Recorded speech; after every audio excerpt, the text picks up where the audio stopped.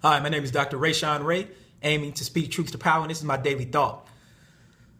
I want to provide a sociological analysis of the movie Get Out. Phenomenal film. And in doing so, I want to provide 5 things you may have missed about racism. In talking to people about the film, for those of you who don't think that Get Out was about racism, this is actually what you missed. First, the auction block.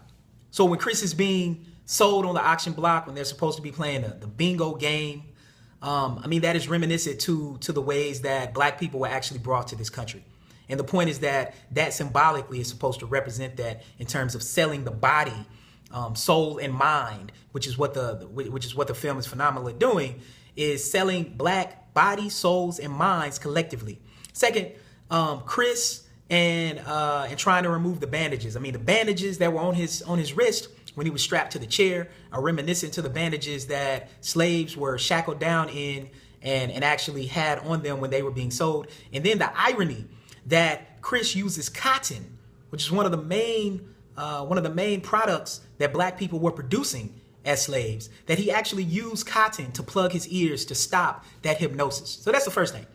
Second, and related to this auction block, is that this film does an excellent job of highlighting historical tropes that are older and more actually American than apple pie. And those tropes are the intellectual superiority of whites and the physical superiority of blacks. Moreover, if we reverse that, it's the physical inferiority of whites and the intellectual inferiority of blacks. And these are some of the oldest racial tropes that we have. And research documents this. From medical students thinking that blacks have an extra muscle in their leg or some extra fast twitch muscles from the fact that the granddaddy was gonna beat Jesse Owens, right? He was gonna beat Jesse Owens when he came running in the middle of the night around that house. He was gonna beat Jesse Owens. And what's interesting, the reason why Jesse Owens is important is because when Jesse Owens returned from the Olympics, and he had just shredded Nazi Germany, because the Olympics that year were in Germany, he had won all those gold medals.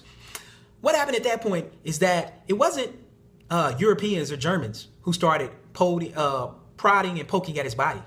It was American scientists and biologists who were trying to figure it out. And they didn't find anything. They found that Jesse Owens' body was just like a white man's body. But we still have these same tropes as it relates to the physical superiority of blacks, even though studies don't highlight it. In fact, let's just debunk all of this. President Clinton had the Human Genome Project, found no racial differences. In fact, some geneticists say that the way that we talk about race simply isn't useful. And that's because race is a social construction. Because race is only skin deep. There is no gene for race. If there was a gene for race, believe me, they would have found it by now. As much as some people want to preserve eugenics and actually preserve racial differences, or at least the way we think that racial differences exist. And there, of course, are several examples, whether that be of whites who are highly physically gifted, and then blacks who are also intellectually gifted on the other end of the spectrum. Studies document that we can actually be more similar, that a black person and a white person can be more similar genetically than 2 black people or 2 white people. And these are just the facts. Third, the sunken place. Ooh, the sunken place was so deep. The sunken place was so deep. What I saw in the sunken place was double consciousness.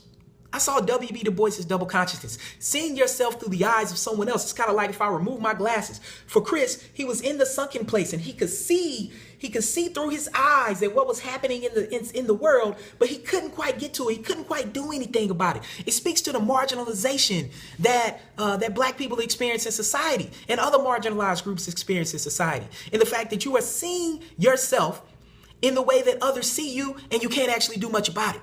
So, that sunken place, was just deep in terms of highlighting Du Bois's double consciousness. Fourth, the microaggressions. Ooh, the microaggressions, was something serious. Microaggressions are these small slights, like small cuts on your hand. It's like getting a paper cut, and you just continuously keep getting a paper cut, and it widens and widens and starts to impact your daily life on a regular basis in terms of how you have to act. These are microaggressions. Asking things like, well, how is it for black people? Asking black people have it good now, or, what is going on with African Americans in this regard? See, this is how you know it's a microaggression. Because anytime a person in a setting, because Chris wasn't doing anything, he was just there, but his being, his black body disrupted the space. Anytime that happens and people make statements and do things that they normally wouldn't do if those people weren't present, that's what lets you know that race matters. And race is mattering not because of Chris's presence, but because the white people in that setting, at that reception, were making race salient in that particular setting, meaning they were making race important. And so, we see this. Racism is scary. I experience it in everyday life, like most minorities do. And those statements exist in everyday life. I've pretty much heard all of those statements. And so, what's interesting here is that, Jordan Peele did an excellent job of highlighting cell phones. So, the cell phones was the one thing that kind of shocked them out of whatever hypnosis they were in. And of course, that highlights the way that social media and mobile phones have been used to highlight the police brutality that black bodies have been facing in the United States for a very, very long time, since the beginning of time, actually. And the fifth point is the psychological wages of whiteness. See, some white people think being black is cool, or that blackness is cool, but see, what they don't ever experience in terms of borrowing our supposed culture is they rarely experience the marginalization and discrimination that doesn't make blackness cool, right? What they want is our culture, and they don't want our experience. And the irony is that in the movie, they seem to not experience racism in everyday life because they were these tokenized blacks in this bubble, and it allowed them to disregard the black experience. That's what racism does. Racism becomes very, very covert. So it was fitting for our country that racism helped Jordan Peele to be the first black writer and director to hit $100 million with his first film. And so, Get Out is just a fascinating sociological analysis of how we think about racism and the complexities there.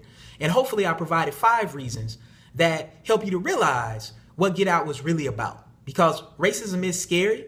It's nothing funny about it. It's nothing entertaining about it. And unfortunately, it still impacts our life chances, our social experiences, and our opportunities. So as always, conversations matter like Black Lives and Books, and I hope this has sparked one.